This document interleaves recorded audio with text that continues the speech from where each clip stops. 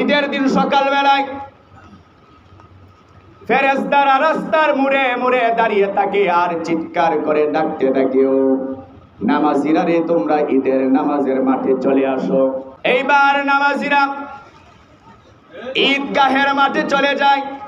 ওইখানে নামাজ সম্পন্ন করার পরে আমার আল্লাহ ফেরেশতাদেরকে ডাক দিয়া বলে, ও ফেরেশতারা, ওরা 1 মাস, সুদীর্ঘ 1 মাস তারা মাহে রমাদানে রোজা রেখেছে, তারাবির নামাজ পড়েছে, আমি যেভাবে বলেছি তারা ঠিক সেইভাবে রোজা রেখেছে। এখন ঈদের নামাজে আসছে, নামাজও শেষ করে ফেলেছে।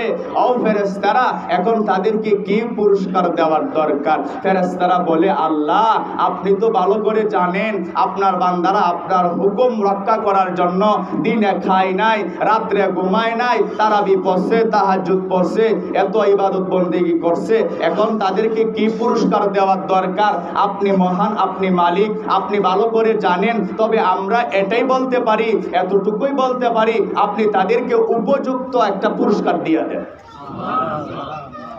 আল্লাহ পাক রব্বুল আলামিন বলেন, ও ফেরেশতারা, তোমাদেরকে আমি সাক্ষী রেখে বলে দিলাম, ঈদের নামাজ থেকে যেতে দেরি হবে, তাদেরকে আমি নিষ্পাপ বানাতে দেরি করি না।